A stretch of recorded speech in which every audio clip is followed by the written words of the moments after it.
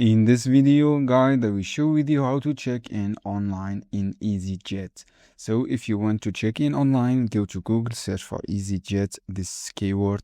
After click on this keyword, click the first result here, guys. This is official website. When you click this official website, go to check-in option.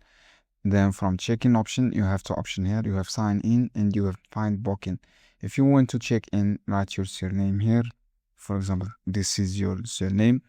For the booking reference, write your booking reference. You can extract from your ticket. For example, this is the booking reference here.